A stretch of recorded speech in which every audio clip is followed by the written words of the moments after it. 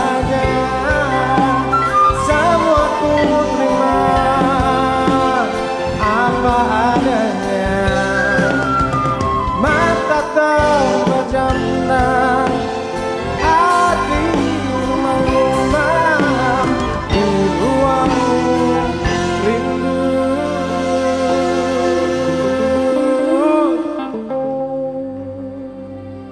Kita bertemu.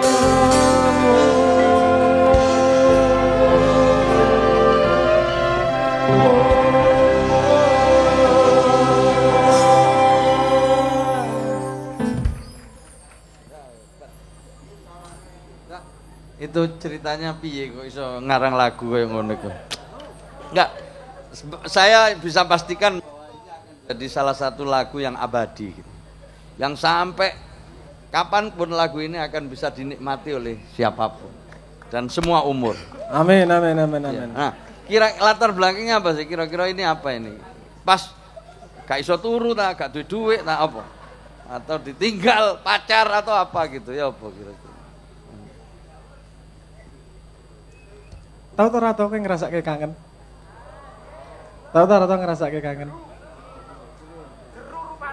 Biasanya gini.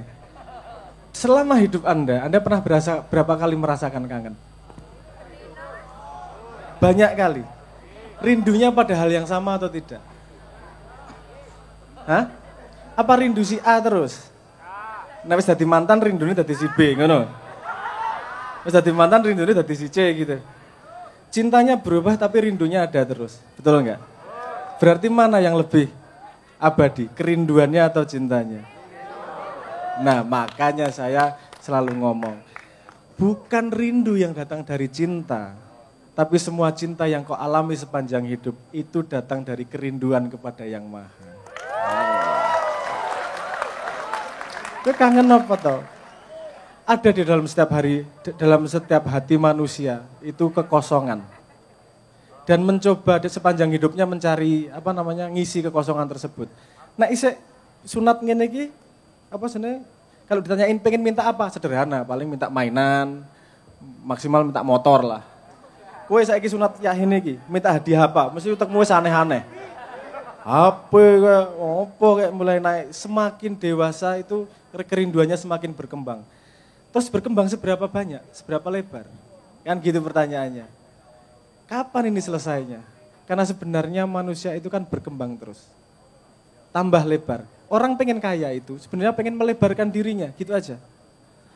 Aku pengen iki jadi milikku jadi lebih banyak. Cuman sayangnya kadang-kadang orang kalau rindu sesuatu itu tidak total. Contohnya gini, Anda rindu kekayaan, Anda membayangkan kekayaan itu duitnya banyak, emasnya banyak, surat sertifikatnya, tanah banyak, tapi Anda enggak membayangkan pengen punya bulan atau punya matahari. Sisan no, nek kowe arep duwe sing total sisan, aku pengen duwe jagat raya. Sertifikatnya sing duwe sapa? Tak tukune regane piro? Total. Mau tidak mau akan kenal sama yang punya jagat raya. Ditanyain, Gusti Allah kira-kira enten sertifikatnya mboten nggih? Mulai kenal karo Gusti Allah, mulai ngerayu dan seterusnya. Jadi semua arus manusia yang dirasakan manusia itu pasti membawa ke Tuhan kalau kalibernya tidak setengah-setengah. Total. Kan gitu. Urip kuwi problemnya kadang sering masalah utamanya adalah kaliber. Kalau melakukan sesuatu itu setengah-setengah. Ora yo. Nek ora. Nek wedi rasah wani-wani. Nek wani rasah wedi-wedi. Aku naksir ya karo kae. Diparani lewat ngarep omahe wis seneng atine. Ketok gendenge tok wis teratap. Oke, sesuk munggah sithik. Oke, nunggoni ning ngarepan, ndelok Mbak I liwat. Ya Allah ya Rabbi. Wah, wis sudah dadi bahan 2 minggu. Bahan ngisi ruang rindu itu tadi maksudku, aja mikir aneh-aneh kon bahan apa ngono. Ngisi ruang rindu bisa dirindukan. Wis sesuk terus lanjut sampai totalnya apa? Temoni wong tuane. Pak, apakah Anda cukup kilaf untuk memberikan anak Anda kepada saya? Total sisan. Nek ditolak iku biasa. Wis to, lebih banyak Hidup itu lebih banyak gagalnya daripada berhasilnya, betul nggak? Tapi Anda cukup sekali berhasil untuk membuktikan semua kegagalanmu tidak sia-sia. Betul nggak? Jadi rasa wedi gagal. Semua keberhasilan datang dari keputusan yang tepat. Semua keputusan yang tepat datang dari pengalaman. Semua pengalaman datang dari keputusan yang salah. Jadi keputusan yang salah itu modal untuk menjadi sukses. Mumpung si cilik berbuat salah sebanyak-banyaknya. Loh, aku serius iki. Nek kowe isih SD nyolong, kowe di penjara apa di kampleng dengan raine? Mek di kampleng ta orang apa? Tapi nek kowe wis gede nyolong, diapake? Lebokke penjara tidak-tidak kowe. Nah, untuk tahu untuk trauma kesalahan, untuk mengerti efek dari kesalahan mending masih kecil. Wis, anak kecil bereksplorasi ke sana kemari, tangannya keselomot. Ndusur numpak sepeda, nang kae wae asal ora mati sementing. Jagani, orang tua tuh itu, jagani anaknya ojo ngasih mati. Bahwa dia sakit, biarkan dia merasakan sakit. Kenapa? Karena kamu dalam hidup pasti merasakan sakit. Wes toh. Wong kowe WA centang biru ra dibales wis sakit hati. Ora usah dikampleng, ora usah wis centang biru ting ngene iki. Iki kok ora dibales ya, salah aku apa ya? Aku ngomong ini ki yang ngerasake soalnya, rameng kowe su. Loh itu, hidup itu penuh kesakitan. Dah, itu yang namanya hidup. Penuh kekecewaan, penuh kegagalan. Tapi kualitas manusia bukan di situ. Kualitas manusia adalah kemampuan bangkitnya dari semua kegagalan. Tepuk tangan ora. Ojo kalibri, ojo ragu-ragu. Tepuk tangan, ora. Ngono lho. Gak sepenuh hati. Nek kowe tepuk tangannya kesel sisi, tepuk tangannya sebelahmu. Apa pipine. Sementing muni suarane. Nah, ini kesakitan-kesakitan ini perlu. Sebagai itu proses pendewasaan. Nah, makanya salah satu hal yang paling privat disakiti dalam tanda petik. Di sini ada yang belum sunat? Oh. Oh, cah cilik ya belum. Yang udah gede belum sunat tolong buktikan.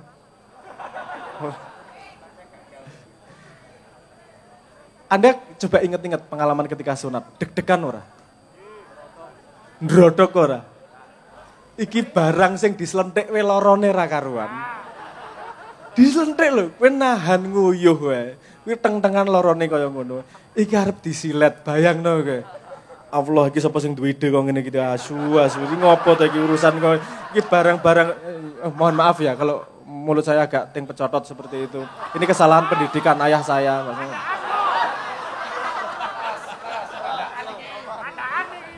Oh los yo, padaan los. Los padaan los. Iku lho arek-arek cilik nang dhuwur panggung kon niku los rupamu.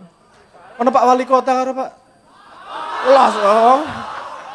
Los doli. Ngene iki lho, ngene arek los wae. Dadi lali tuh aku mau ngomong apa? Oh, mau urusan beli yo. Apa kan? Cek nyebutnya sing bener piye? Anu ngono. Oke ya. Dadi nek anu di anu kuwi rasane anu banget wis pokoke. Cen anu kok kowe iki. Hah? Nah, saya tadi ngomong proses kesakitan itu adalah proses pendewasaan. Proses kegagalan adalah proses pendewasaan. Coba Anda ingat-ingat pengalaman ketika harus sunat kuwi. Nek rame-rame ono kancane. Di sini ada yang ikut sunatan massal. Sunatan massal itu yang kalau ada yang kreatif sedikit, biasanya saya pernah ngalami itu teman-teman saya. Yang pertama ini memang sudah niatnya buruk itu. Pertama dia masuk disunat limbengok kaya wong diantemi sak kampung kae lho. Sing bariku yo aduh. Itu jadi menggegerkan apa sebenarnya mental semua yang sebelumnya iki. Pertamanya wis gagah-gagah, sing pertama bengok-bengok. Itu yang lain langsung keder enggak karuan itu. Ini ya Allah, iki diapake ya Allah, cah kuwi wae. Itu jadi latihan mental yang luar biasa. Makanya ritual pendewasaan di budaya-budaya itu berbeda-beda, tapi semua melibatkan kesakitan. Semua melibatkan kemampuan untuk melewati mental. Salah satu contohnya, ono neng Nias mencolot apa sebenarnya? Batu itu. itu tanda kedewasaan. Ada yang kulitnya dicacah-cacah dikit-dikit. Wah, untuk apa sih nih? Untuk menunjukkan dia sudah dewasa. Di Amazon itu ada yang menunjukkan kedewasaan, tangannya dimasukkan ke apa? Rumput. Iya, betul. Jadi dia bikin tempat dari pilah daun, dalamnya dikasih apa namanya? Semut. Tangannya dilebokke, dicokot-cokotnya, wah dia bertahan seberapa lama, wah dewasa gitu. Intinya memang wani atau ngadepi loro, wani atau ngadepi kesakitan. Karena cah cilik iki enak, ketika kecil Anda nggak perlu memikirkan banyak hal. Mikirmu meng dolanan, ngelih, mangan, susoni, wes gue. Gue pengen tau gue yang ngono kuwi. Jadi kalau udah dewasa masalahnya banyak iki. Masalah mangan karo ngombe wis selesai. Adus wis ora masalah kari buka keran. Tambah masalahmu gawe dhewe nang utek. Pulsa. Merek HP. Mention ra dibales. Centang biru dinengke wae. Status nyindir dicueki. Kuwi marahi kowe mati ora to jane? Kuwi lak masalah yang kamu buat-buat sendiri itu. Masalah itu kalau masalah fisik, masalah yang memang harus dihadapi, orang harus jantan menghadapi. Tapi kalau masalah dari masa lalu atau masa depan, itu 80% masalah yang ada di kepala kita itu datang dari itu. Masa lalu itu namanya apa? Memori. Masa depan itu namanya apa? Imajinasi. Belum kejadian sudah menyiksa. Nanti kayak tadi itu, ngantri mau sunat. Belum kejadian wis imajinasi. Iki diapake yo, diketok-ketoke nggo kampak apa nggo graji yo iki. Belum kejadian itu sudah membuat kamu begitu menderitanya. Mantan. Itu kesakitan dari memori ya ora? Wis mantan lho, to. Wis mantan. Ya Allah, ning kuwi tetep ngelarani ati nek dhek bahagia karo wong liya ki rasane asu. Perih. Kowe hae-hae kaya ngalami wae jomblo tuntuna asmara iki wis tau ta pacaran. Kaya tahu-tahu wae. Nah, kesakitan itu proses yang tidak bisa dihindari dalam hidup. Bahkan banyak yang ngomong gini. Kalau kamu mau sukses, itu ikuti passionmu. Pernah dengar kalimat itu enggak? Passionmu. Apa sih passion ini? Hah? Kemampuan? Apa passion? Hah? Model? Apa mana? Kesenangan? Apa mana? Oke, passion. Asal katanya passio. Artinya apa? Tisu. Bener ya, merek tisu itu ya. Iya bener kan. Wah ini asal katanya dari kata Yunani. Passio itu artinya penderitaan. Jadi ikuti passionmu itu, ikuti sesuatu yang kamu bersedia menderita untuknya. Ono ra cita-cita yang tidak mengandung penderitaan. Kue mancing, kue nek wis duwe bojo, penderitaannya banyak loh. Resiko dipisui bojo. Nek ora entuk piye? Neng kono mangan apa sih? Ora entuk iwake kowe mangan kok hasile pakan iwake kuwi tok pangan gara-gara ora entuk iwak. Ning tok baleni meneh ora? Karena hobi, karena kamu seneng. Saking senengnya kamu bersedia mengalami penderitaan. Sekarang kamu punya cita-cita. Pengen jadi menteri, wali kota, DPR. Ngalami penderitaan ora? Takon sing wis ngalami. Piye? Wah, kuwi kudu kampanye, kudu ngrasake difitnah, kudu ngrasake segala macam. Tidak mudah. Hidup itu tidak ada yang mudah. Yang mudah itu tidak hidup. Jadi kalau hidup harus berani tandang, harus berani menghadapi masa depan, harus bisa milih. Yang perlu dijaga adalah energimu. Energimu diletakkan di mana? Kalau meletakkannya salah, penderitaanmu nambah. Kalau meletakkannya benar, kamu bisa menghadapi penderitaan. Ada 3 link gini. Di sini pernah naik motor ya. Sekarang kita ngomong energi. Ini kan ngomong tadi udah ngomong bahwa proses sunat itu adalah proses kesakitan yang kita hadapi demi pendewasaan. Semakin kita dewasa, kita semakin terus mengalami tantangan-tantangan dan masalah. Untuk menghadapi itu kita punya energi yang terbatas dalam sehari, dalam kehidupan. Gimana manage energi agar tidak stres untuk hal-hal yang tidak bisa dihadapi. Nah, ada salah satu konsep begini. Anda pernah naik motor? Anda pernah naik motor? Ada 3 posisi dalam motor.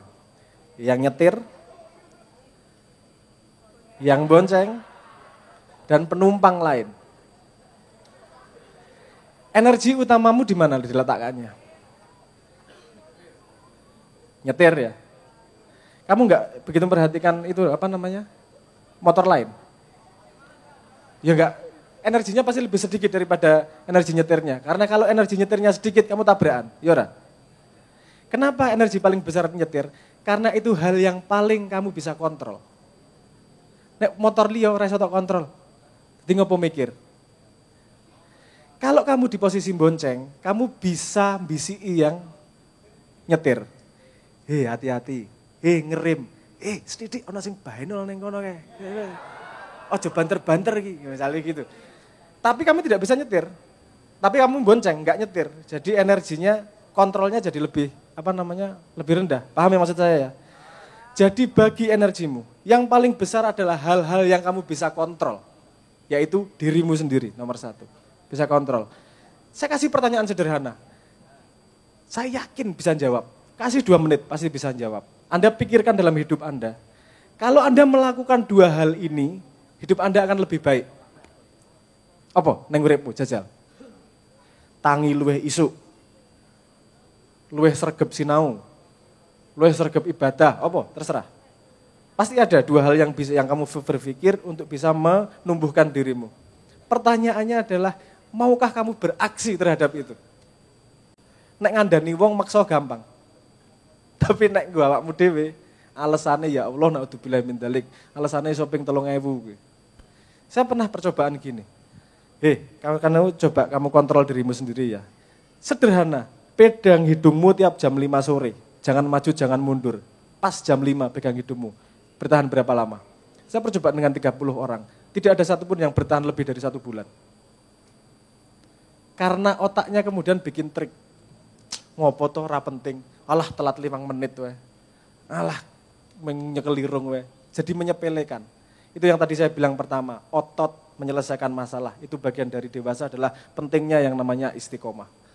Balik itu tadi, gunakan energi terbesarmu untuk mengontrol sesuatu yang memang kamu bisa kontrol. Nomor 2, baru sesuatu yang bisa kamu BCI. Misalnya kamu kenal Pak Bupati, BCI enggak masalah, tapi jangan bikin kamu stres, karena yang punya kontrol terhadap kabupaten adalah Pak Bupati. Paham ya? Ngasih masukan enggak masalah, jangan ikut stres. Terus sekarang DPR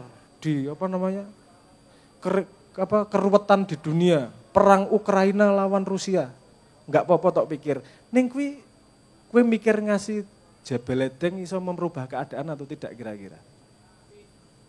Itu kan seperti motor lain. Betul enggak? Seperti motor lain ya. Jadi ya oke, diperhatikan aja, tapi jangan sampai bikin kamu stres. Nah, itu mungkin tips-tips sedikit bagaimana memanage energi. Karena ketika energimu bisa termanage, kamu akan tumbuh dengan baik. Kalaupun stres, misalnya, di sini banyak penderita tuna asmara. Oke ya, tolong angkat tangan yang penderita cacat tuna asmara. Sudah berapa lama berpengalaman menjadi jomblo?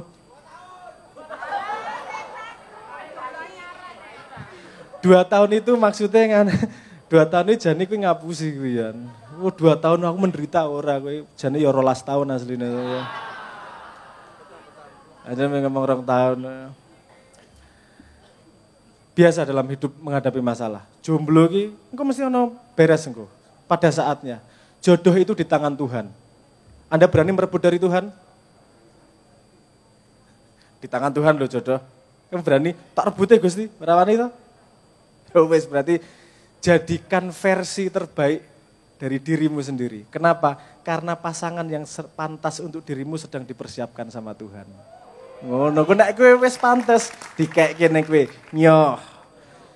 Ning apa wong tuane piye, mertuane piye? Tak tutupi matane, tenang ae jare Gusti Allah.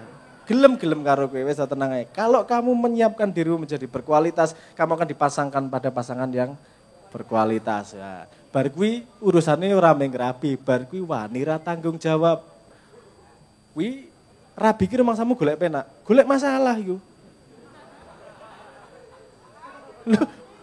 Kudu nguripi. Kowe nglirik sithik dikampleng. Kowe ora tau ngrasake ditakoni bojomu.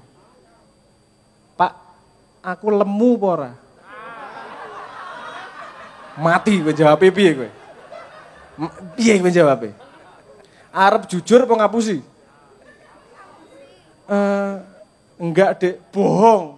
Suami kok bohong. Aduh. Lemu. Karo bojone dhewe kok ngelemok-ngelemok. Saya lama itu memikirkan jawabannya itu gimana. Dan saya menemukan jawabannya. Saya pernah ditanyain istri saya gemuk enggak? Gitu. Kamu kokoh.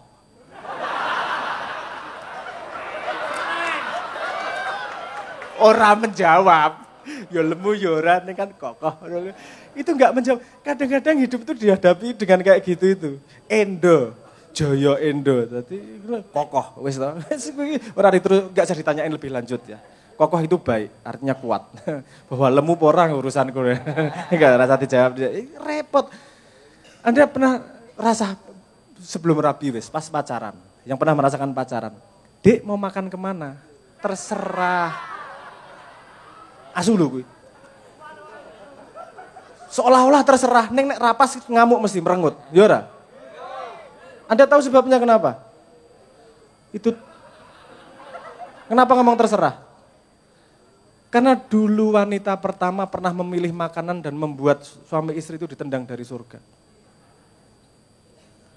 Namanya Adam tanya, Dek makan apa? Buah itu aja. Nggih, saya ambilkan. Dimakanlah buah kuldi itu. Mereka turun dari penjara. Makanya sekarang wanita kalau ditanyain, makan apa Dek? Terserah daripada masuk neraka. itu apa namanya, ketakutan turunan itu. Oke. Saya sudah ngomong banyak tentang pendewasaan, tentang ini tentang pentingnya menjaga energi, tentang pentingnya menjadi. Salah satu ciri dari dewasa itu adalah kemampuan untuk ukhuwah itu. Karena untuk menjadi masyarakat bersama itu ada 2 syarat. Untuk menjadi masyarakat bersama ini. Syarat pertama, faktanya dulu, belum syarat. Faktanya kita semua ini berbeda, betul enggak? Tapi kalau kita semua berbeda, kita enggak bisa ngobrol satu sama lain. Kalau kita semua sama, kita enggak perlu ngobrol satu sama lain, betul enggak? Jadi untuk terjadinya masyarakat itu harus ada faktor yang sama di antara kita, tapi juga ada faktor yang berbeda untuk memperkaya. Faktor yang sama itu biasanya di kultur. Dari nenek moyang kita nempel di kultur. Kalau ada tangannya gini, Anda langsung gini, betul nggak? Itu sama-sama kita pahami sebagai sebuah makna. Ketika saya ngomong tangan saya gini, guyu toh. Itu khusus di sini. Kalau di barat gini ini artinya guyon. Tak ambil hidungmu ye, tak kembalikan, itu gue guyonan. Neng kene tak ambil hidungmu ye, asu ngono mesti. Karena artinya berbeda di sini. Nah, bahasa seperti itu membuat kita bisa menjadi berkomunal karena ada kesamaan di antara kita. Salah satu ciri dewasa adalah bagaimana bisa memanage perbedaan. Ketika sudah ada sama, baru kemudian perbedaannya gimana menghadapinya, kan gitu. Anda kalau pacaran, wes aku balik ning pacaran kan akeh jomblo ning ini biasane iki. Jemaah iya akeh orang-orang putus asa karena tidak diterima karena tidak menemukan calon mertua yang khilaf. Atau lali itu aku malahan ngomong apa. Ngomong apa tekan ndimu? Oh, kalau Anda gini, Anda deketin cewek atau cewek deketin cowok, pertama yang diobrolkan apa? Cari kesamaan atau cari perbedaan? Dek seneng apa? Tempe. Saya juga. Dek, seneng BTS enggak? Aku seneng banget. Wah, aku juga. Jane opo BTS iki gak paham iki. Karena ketika ada kesamaan terjadi persambungan. Tapi kemudian lama sama akan kelihatan bedanya. Kamu kemudian tidak membayangkan bahwa ternyata pacarmu itu ngentutnya juga bau. Karena setahun pacaran belum tentu dia mau kentut di depanmu. Ketika udah nyaman, jebol badek ya Allah. Ya kurang tahu ngerasa kayak gini ki. Sepanjang perjalanan akan menemukan kayak gini nih. Kedewasaan adalah mampu memutuskan. Perbedaan itu cukup penting untuk memisahkanmu atau tidak. Nek ternyata pacarmu ngentutnya ambu, tok pedot ora? Pertama yang harus kau lakukan, kau ngentut tok ambu dewe. Wah jebul yo mambu, podo. Walaupun ambune beda. Mune dhek luwih mambu kaya telo, ngono aku luwih kaya Nah, salah satu ciri kedewasaan adalah kemampuan untuk mentoleransi perbedaan. Bukan hanya mentoleransi, tapi menggunakan perbedaan untuk kekuatan. Karena nek siji pinter A, siji pinter B, totalnya adalah A sama B bisa. Betul nggak? Nah, nek cah cilik perbedaan kuwi ra iso diselesaikan. Kalau wong dewasa sebagai komunitas kita, perbedaan itu biasa. Perbedaan itu harus digunakan untuk menjadi kekuatan. Nah, untuk awal gitu dulu, saya kembalikan Mas Helmi, kita lanjut akan main game, tanya jawab, nyanyi-nyanyi meneh, piye monggo. Mas Doni. Kita bersyukur dulu. Alhamdulillah. Alhamdulillah. Syukur. Barang. Saya. Ya. Kita perlu dibenerke ya. Gimana? Ora wa syukurilah ya. Apa harusnya? Wa syukru. Oh ya. Wa syukru lillah. Oke, kita bagi piro ya? Berarti telu ya? 3. 3. Yang sebelah sini dari kamera. Sini ke sana. Kamera ini ya. Sana. Alhamdulillah. Alhamdulillah. Sampai batas ini. Ya, sampai batas ini. Ya, dari sini sana. Seret grup alhamdulillah. Mas Is yang tengah. Ya. Ini wa syukrulillah. Nah. Wa syukrulillah. Wa syukrulillah. Yang sebelah sana? Aska sholati wa salami li rasulillah. Nama grupnya itu Bapak. Aska Solati ya gitu ya. Oh, ini duduk nama grup, nama bagian. Bagiannya. Antoni. Ya. Gus Ipul anu, wah dawa ya. Oh, dawa itu kepenak Gus. Kariteran. Oke, kita coba ya. Alhamdulillah wa syukrulillah.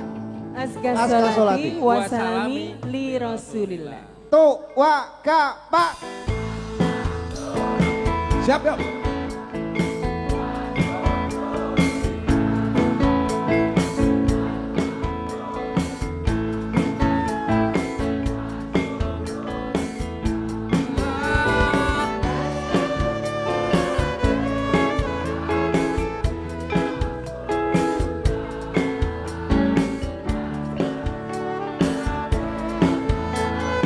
Ulangi sekali lagi.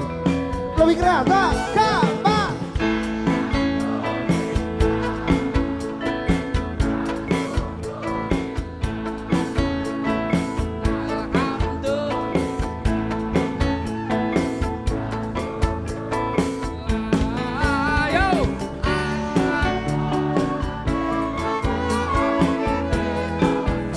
Buanter.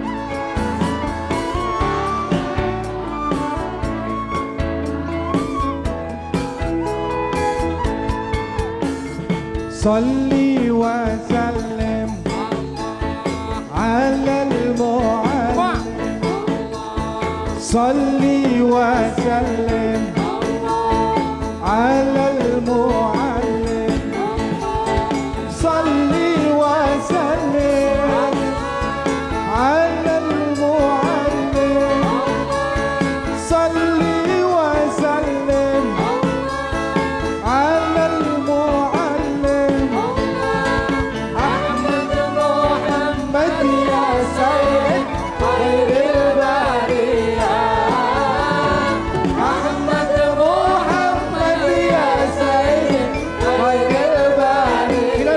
tengahnya, yuk tengah.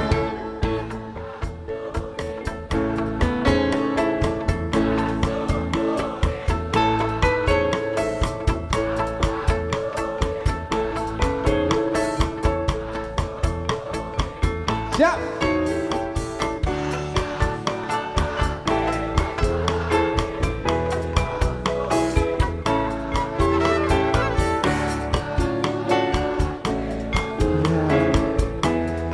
Lulus.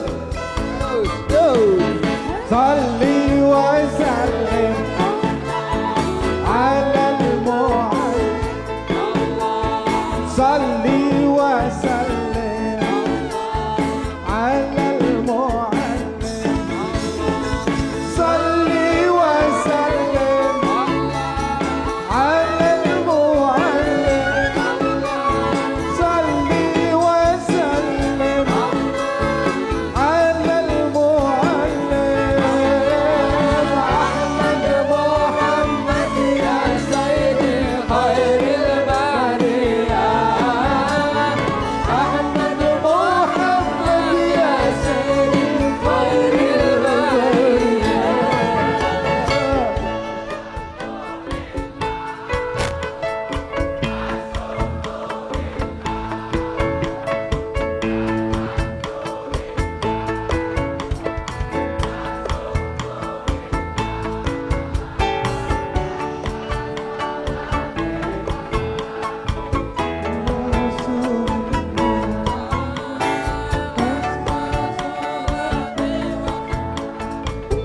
Terakhir bareng-bareng semua ya, bareng-bareng semua ya.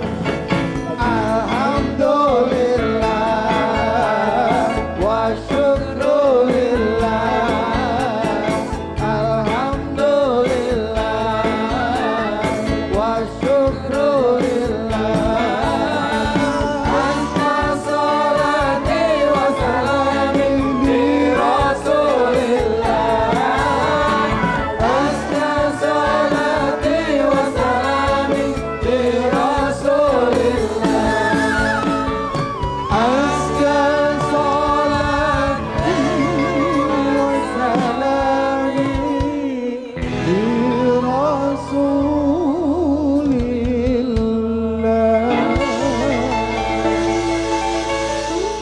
Alhamdulillah wa syukrulillah.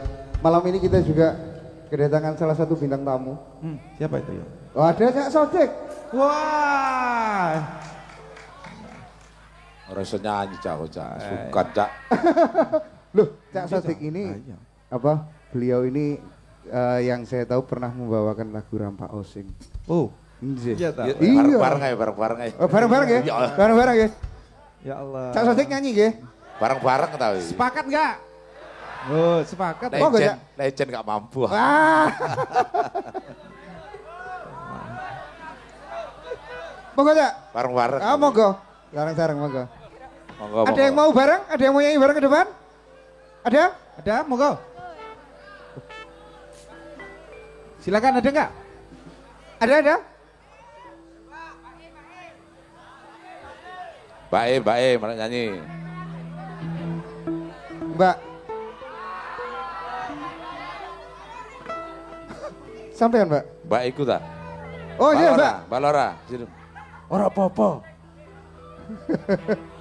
Wes, kita sikat aja. Ya, mau. Ya. Oke.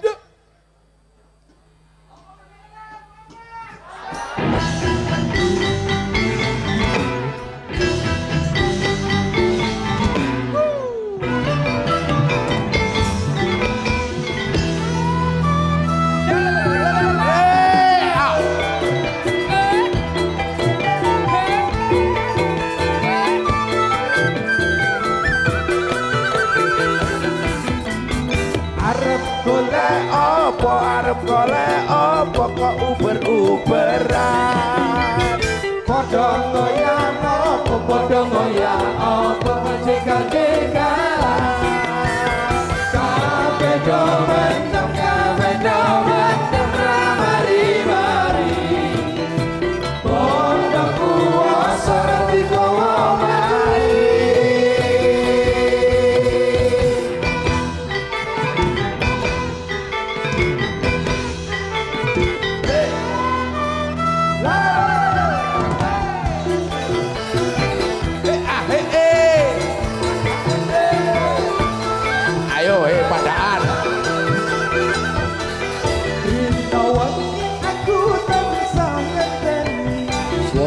kang sejati dina lan warsa gilir kumandi tumeka diwanti duh Gusti kang murpeng dumati paduka kang ngasta wewani kawula nuwun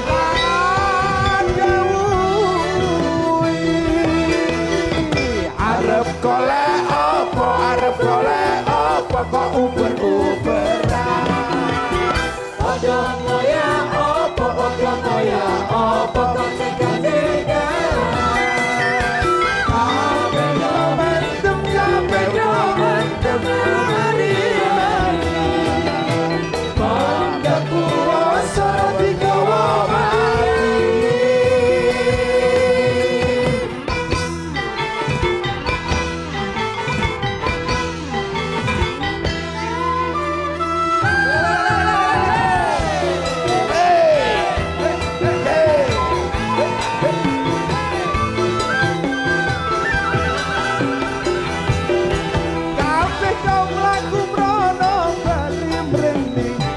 ngerti barang tapi komen kok maido kancane kamu dan maksude manungsa kelangan derajat kita paham martabat doa kapan kamu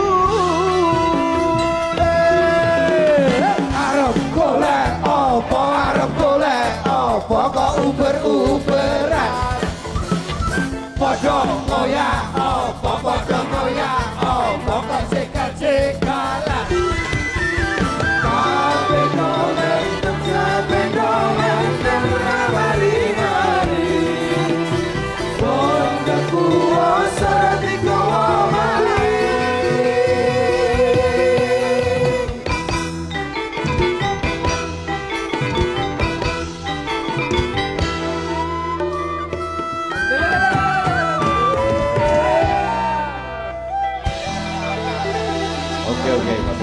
Matur sembah nuwun Cak Sodik. Sekarang balik lagi ke Sinau bareng lagi. Mungkin Mas Hilmi kita buka sesi tanya jawab atau gimana Mas Hilmi? Oke, baik Mas Doni. Jadi setelah tadi kita bergembira bersama Mas Doni, Mas Imam, Cak Sodik, sekarang kita kembali ke Sinau, kembali menimba ilmu. Meskipun frasa menimba ilmu ini menurut Mas Sabrang itu sudah tidak tepat. Jadi kalau menimba ilmu kan ilmunya ada di dasar dan jumlahnya mungkin tidak banyak. Sementara sekarang yang terjadi itu hujan ilmu. Jadi mungkin persoalannya adalah bagaimana memilih ilmu itu di antara sekian banyak. Dan saya kira tadi kita juga sudah mendapatkan guyuran yang banyak dari Mas Sabrang, mulai dari soal bersyukur, sejarah atau pemaknaannya mengenai khitanan. Dan yang saya garis bawahi sangat penting tadi adalah kesediaan kita untuk mau atau berani merasakan sakit itu bagian penting dari proses pertumbuhan kita menjadi dewasa. Nah, ini mari kita dalami, kita buka kesempatan pertanyaan ya Mas Roni, mungkin untuk 5 orang terlebih dahulu. Mungkin ada. Monggo silakan. Monggo silakan teman-teman. Satu. Ya, maju Mas. Silakan maju Mas. Silakan maju. Dua. Ya, maju Mas. Maju. Ya. Monggo Mas. Mas, monggo. Ayo Mas. Silakan maju ke panggung, dikasih jalan. Monggo Mbak. Monggo, Ya, Mbak. naik. Oke.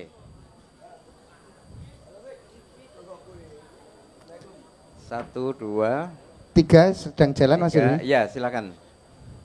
Monggo Mas, Pinara. Nah, Monggo Mas. Oh. Ya, kita sambil menunggu yang jalan, kita kasih kesempatan pertama untuk segera menyampaikan pertanyaannya. Monggo silakan duduk aja, santai aja. Duduk. Ya. Monggo, santai. Berdiri kayak di setrap aja. Monggo Mas. Oke. Ya, assalamualaikum warahmatullahi wabarakatuh. Waalaikumsalam warahmatullahi wabarakatuh. Di sini saya mau tanya tentang. Namanya siapa? Oh, ya, nama saya perkenalkan. Agung. Dari Prigen. Prigen. Ya, silakan. Ya saya tanya mengenai tadi yang tentang kedewasaan. Terutama mungkin saya di sini banyak menyinggung teman-teman jomblo.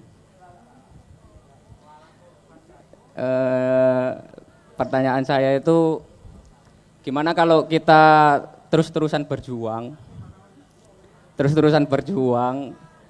terutama sering mencintai, tapi sering dikecewakan. Nah, kadang kan kita merasa kalau itu capek kan, capek. Nah itu kalau kita terus-terusan kan berjuang, apalagi kalau energi kita habis di situ. Sudah berapa tahun berjuang? Ya mungkin bisa ditanyakan ke depan-depan saya ini. Itu kalau solusinya gimana? Kan kalau terus-terusan berjuang itu capek, apalagi kalau permasalahan lain, terutama selain cinta. Itu gimana? Ya terima kasih. Oke, terima kasih Mas Agung. Ya. Assalamualaikum warahmatullahi wabarakatuh. Oke, kita tampung dulu. Lanjut Mbak. Ya. Capek berjuang, bagaimana solusinya? Ya leren. Oke. Oke, kita dengarkan dulu ya pertanyaannya teman-teman. Ya. Oke. Assalamualaikum warahmatullahi wabarakatuh. Waalaikumsalam warahmatullahi wabarakatuh. Perkenalkan saya Afi, asal dari Mojokerto. Ya. Di sini saya mau menanyakan. Nah, kita ini sebagai anak muda itu kadang kan ini Mas, apa yang namanya overthinking kan. Itu kan nggak baik untuk diri sendiri. Nah, apalagi mahasiswa semester akhir gini itu banyak hal-hal yang kita tuh kadang tidak bisa mengontrol diri, kadang pengen menyakiti diri sendiri, entah itu dari skripsi atau dosen yang memang kita sudah ngejar tapi mereka tidak acuh tak acuh kepada kita. Nah itu bagaimana cara kita agar kita tuh tetap bersabar untuk menghadapi hal-hal itu, karena kita semakin tua semester itu juga semakin overthinking tentang masa depan, tentang kita mau jadi apa, tentang kita lulus apa enggak gitu, dapat kerja atau enggak. Nah itu. Terima kasih, cukup itu dari saya. Wassalamualaikum warahmatullahi wabarakatuh. Terima kasih Mbak Afi, pertanyaannya tentang overthinking. Nanti kalau Mbak Afi jadi ibu, jadi istri, itu juga potensi overthinkingnya banyak. Oke, silakan dilanjut. Assalamualaikum warahmatullahi wabarakatuh. Nama saya Amr Biladi Noval dari Amru, Sukoharjo. Ya? Oke, silakan Mas. Pertanyaan saya singkat aja. Mas. Jika entitas Tuhan tidak bisa dipahami oleh logika dan nalar, bagaimana kita memahami dan mencintainya? Sekian, assalamualaikum warahmatullahi wabarakatuh. Jika entitas Tuhan tidak bisa dipahami oleh nalar, terus bagaimana kita memahaminya? Oke, ya baik. Monggo silakan Mas. Yang keempat. Assalamualaikum, nama kula Mas Hudi atau Cak Gudel, asli Pandaan Delur. Tonggo Cak Sodik. Nanya niki lho, cara membimbing anak sing angel nih lho. Lek dikongkon hapian mawon niku. Ya napa niku? Polake kula sik bapak muda niki. Kali niku Gus info chip niku ya napa niku? Pun terima kasih. Korban TikTok rupanya iki. Assalamualaikum warahmatullahi wabarakatuh. Waalaikumsalam warahmatullahi wabarakatuh. Oke, yang kelima, silakan. Assalamualaikum warahmatullahi wabarakatuh. Nama saya Randy dari Purwodadi. Saya mau tanya kepada Gus Sabrang, dalam tinjauan sains yang dinamakan kodok dan kodar itu bagaimana, dan bagaimana caranya kita agar bisa menerima kehidupan ini dengan ridho dan bahagia. Ngoten mawon. Assalamualaikum warahmatullahi wabarakatuh. Oke, baik, terima kasih. Sudah 5 pertanyaan terkumpul Mas Sabrang. Saya persilahkan, akan saya pandu nanti kalau lupa. Ya, monggo. Angel, Rek. Pertanyaan pertama mau apa? Sudah berusaha?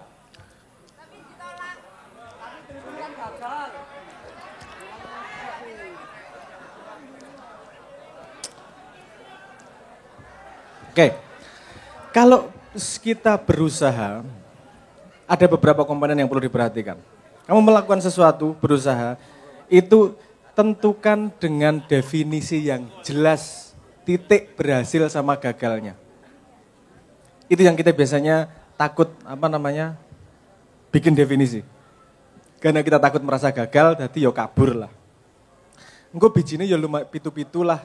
Oke lah, pitu. Jadi gue enggak 6,5, yo mendekati pitu ora gagal. Ini tadi kita tuh terbawa kalimat ini, kegagalan adalah keberhasilan yang tertunda jare. Ora, kegagalan adalah keberhasilan yang tak terjadi. Lu jantan ae, bener ah? Gagal ki hina apa ora? Kita udah ngomong dari tadi kok. Gagal itu tidak hina kok. Karena gagal itu memberi kamu ilmu. Ilmu itu biar kamu bisa mencoba lebih giat. Oke, tadi itu. Aku nguyak-uyak kok ora tekan-tekan toh. Enggak. Oke, titik berhasilnya di mana? Kamu nembak, dia ngomong aku gelem. Enggak gelem ya? Apa dia gagal ya? Oke, kamu mencoba lagi. Gini. Kalau kamu mencoba sesuatu, melakukan sesuatu, ada beberapa komponen yang perlu dihitung. Kalau kamu ngejarnya adalah keputusan orang lain, jangan lupa lagi. Orang lain punya independensi berpikir dan punya keputusan sama seperti kamu. Kamu tidak bisa menuntut dia untuk sesuai dengan kamu. Wes, nek dhek jan ngomong ora, ya ora, gagal. Wes, pertanyaanmu berikutnya, kamu masih punya teori enggak untuk neruske mencoba? Nek masih punya dan kamu mau penderitaannya dengan kalau gagal, lakoni. Nek ora, yo wes, golek liyane. Sederhana toh. Yo, aku yo ngomong sederhana karena ra ngrasake pas saat kuwi ngono. Ning cinta cenangel. Nek wis tresno ki angel banget. Ini mekanisme tresno ini sebenarnya bisa lebih dalam, tapi kalau saya bahas di sini jadi kompleks banget. Tapi intinya gini, kalau kamu ingin melakukan sesuatu, pastikan kamu mau menderita demi itu. Kalau gagal, ulangi lagi prosesnya. Kamu mau nggak menderita lagi untuk mengalami itu lagi? Karena hampir semua hal seperti itu. Misalnya saya kasih contoh, ada tahu Starbucks ya? Starbucks itu untuk mau nyoba bikin perusahaan, dia pinjem ke bank, ditolak sama bank. Setelah dia ditolak ke bank lagi, nyoba lagi, ditolak lagi. Berapa kali dia mencoba kira-kira sampai dia putus asa? Dia mencoba 223 kali lebih, sekitar segitu. 200 kali lebih. Jadi setahun ini 10 bulan deh, bendino teko, jileh ora oleh. Suwe-suwe sing ngadepi yo kesel. Arek iki asutan yo. Gitu. Kuat ki apa kira-kira? Ke bank nyobain setiap hari datang nembung pinjaman dan ditolak 200 kali lebih. Tidak ada jaminan bahwa suatu saat dia akan diterima. Tapi dia berani menempuh penderitaan itu untuk keberhasilan yang dia bayangkan. Sekali lagi, tidak ada kepastian keberhasilan loh. Nah, wanira, urusan ini. Nek wani rasah wedi-wedi, nek wedi rasah wani-wani. Aku ki duwe kanca sing ngasih trike ora masuk akal, Mas. Ini aja ditutke yo iki trike kancaku. Aku menurutku sangat cerdas tapi yo sangat asu menurutku gitu. Dia seneng karo dia pernah datang ke sebuah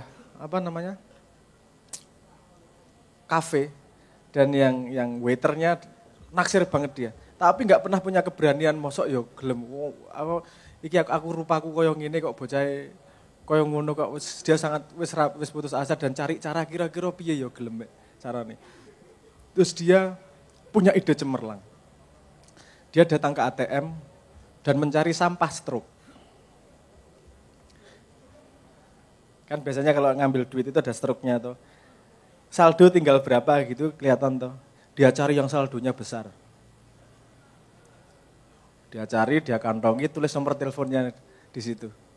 Terus ketika dia datang ke kafe itu lagi, terus Mbak, ini nomor telepon saya, hubungi kalau tertarik, piye gitulah, tapi dikasihin kertas itu. Wah Mbak kan delok rekening, wih, sugih hari iki rek. Pirang atus 1000 padahal mengkorek-korek sampah ATM itu. Itu sampai usahanya segitu, itu ora apik iku ngapusi iku, konangan gue suatu saat juga. Tapi bahwa dia mau menderita demi usahanya, yang belum tentu berhasil, tidak ada satupun yang bisa kita pastikan loh. Usaha itu pasti berhasil. Nggak ada satupun. Kue ambekan tidak bisa memastikan 1 menit lagi bisa ambekan. Kan tidak bisa memastikan. Masa depan itu selalu gelap. Keberanianmu dan keikhlasanmu menjalani itu kuncinya. Jadi nek kue takon piye abot, nek wis menurutmu terlalu abot rasa diteruske. Nek kue isik lebih kuat pengine daripada penderitaannya, terus dengan resiko kegagalan. Tips saya gini, pada setiap kegagalan itu ada ilmu pintu yang terbuka. Kalau pada setiap kegagalan kamu mendapatkan ilmu, tidak ada yang sia-sia dari perjalanan itu. Ngono ae tadi. Oke, kali ini saya salah karena ini, besok karena ini, perpustakaanmu semakin banyak. Kegagalan adalah jalan yang tidak berhasil yang kamu kumpulkan. Jadi itu tidak perlu dilakukan lagi. Kan ngono? Wes, nek engko nek ana kancamu aja ngene ya aku mbiyen gagal iki karo dhek. Kan bisa gitu. Jadi misalnya kita ngomong sains, ada 1000 percobaan yang berhasil sekali. Apakah 1000 kegagalan? Enggak. Ada 1001 keberhasilan. Yang 1 berhasil yang diinginkan, yang 1000 berhasil mendapatkan ilmu. Kalau kita ngambil itunya enggak ada kata gagal. Karena kan kue setiap ditolak tambah dewasa tuh kue.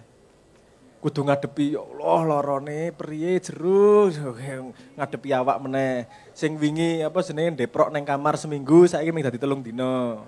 Kan misalnya gitu. Jadi selalu ada proses yang menumbuhkan lah di situ. Oke, ngono Mas ya. Nek wani aja wedi-wedi, nek wedi rasah wani-wani. Aja tanggung ngono wae intine lho. Bahwa penderitaan di depan menunggu pasti. Semua jalan itu mengandung penderitaan wis, tak jamin. Cuman penderitaan mana yang mau dipilih. Nek kue kuliah kayak mau masuk ke kuliah. Kamu memilih untuk tidak tenanan kuliah, kamu berarti memilih penderitaan pada saat mencari kerja. Kalau kamu menderita dengan kuliah beneran, kamu lebih mudah mencari kerjanya. Tinggal milih atau penderitaan yang mana. Overthinking itu cuman gini kok. Overthinking adalah kamu memikirkan sebuah masalah tanpa ada step action, itu aja. Sekarang gini, kamu pengen berhasil. Kamu pengen punya pekerjaan, kamu pengen sukses. Apa yang kamu lakukan? Mikir, overthinking. Engko nek ngene kuwi, enggak ono entek wis. Ada 10 buku. Tak kayak contoh iki.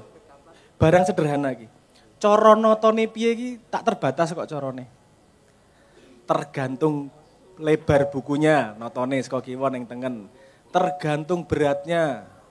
Tergantung huruf pertamanya, tergantung huruf pertama di halaman kedua paragraf 3-nya. Rantek tau gue. Pertanyaannya adalah, apa yang efektif kan gitu. Jadi untuk menuju sukses itu bukan dengan berpikir, tapi merubah semua pikiranmu menjadi sistem. Oke, gue pengen gini. Kamu berpikir, aku pengen awakku potok. Potok ya bahasa Indonesia nih, kekar, agar lebih menarik pada lawan jenis misalnya, kokoh, kekar, pengen badannya kekar. Kue mikir piye carane, tekan rampung ya bakal kekar. Yang kamu bangun adalah sistem. Sistem itu artinya apa? Oke, berarti aku dalam seminggu ke gym 3 kali. Hari ini gini. Oke, kamu mikir itu, bikin sistem selesai. Nggak mikirin itu lagi, lakukan sistemnya. Kamu bisa mikir yang lain otaknya. Nah, overthinking itu adalah tidak ada proses membuat yang difikirkan menjadi sebuah sistem yang bisa dilakukan. Hanya 1 langkah lagi. Overthinking aslinya malas melakukan kok, makanya overthinking. Karena mikir kira bayar iso karo layah-layah ora keringetan.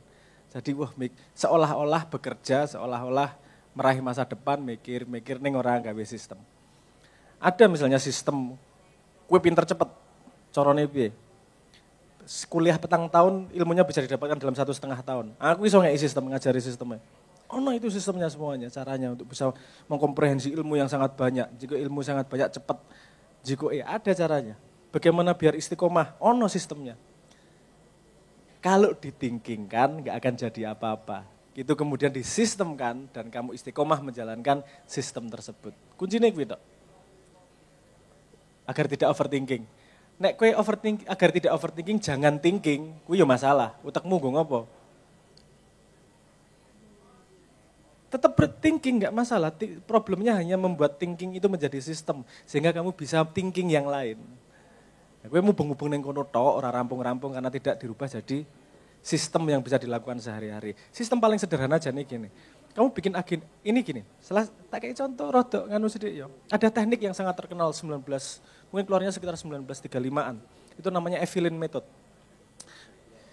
Untuk biar efektif kamu besok itu, kamu pastikan malam ini kamu besok mengerjakan 6 hal. Dan itu aja. Nek gue rampung 6 hal gue bebas. 6 hal itu 1 yang berat, 2 yang sedang, 3 yang mudah. Wes, ngono tok. Bendino sesuk aku ngelakuin iki sing abot, iki sing medium, iki sing gampang. Wes, misalnya gitu. Itu produktivitasnya bisa meningkat sampai 30% itu. Cuman gara-gara itu aja. Kenapa? Karena dia patuh sama sistem.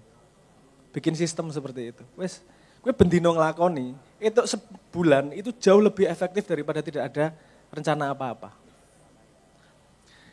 Kamu melakukan 1 sehari untuk setahun 365. Kamu mikir seminggu melakukan 1. Setahun itu 52 kan.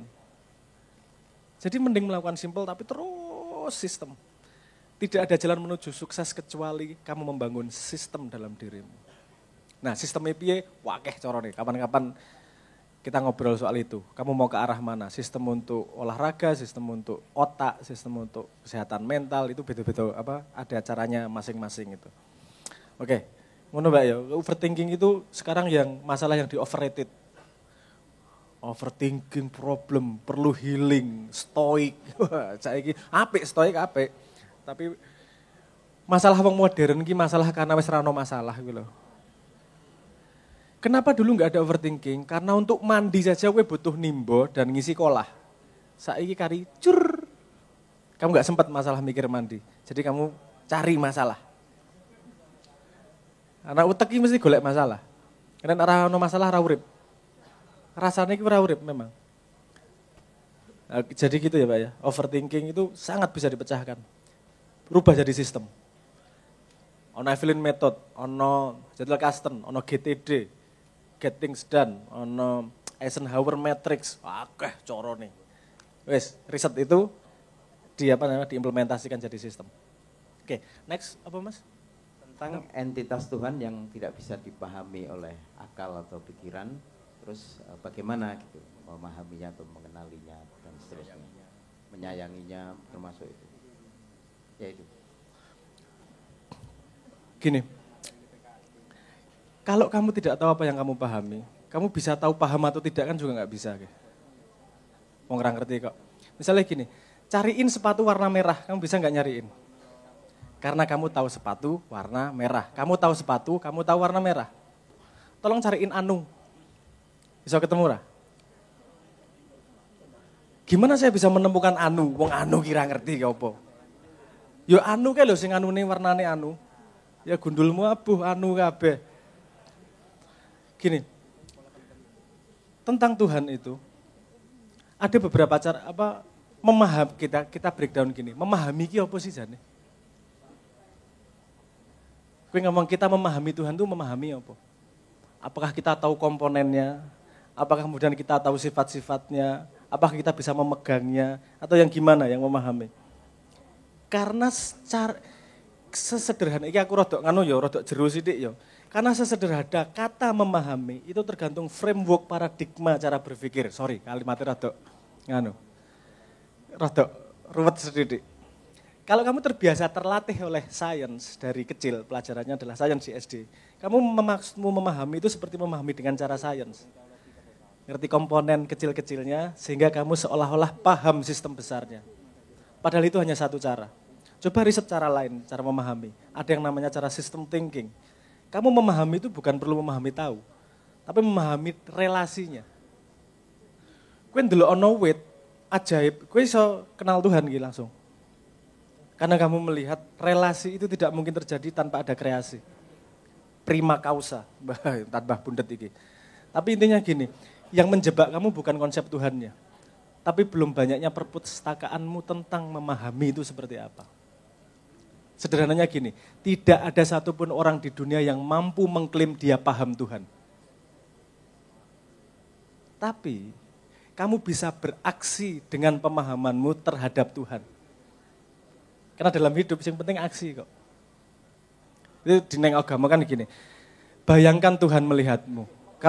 Bayangkan kamu selalu dilihat oleh Tuhan.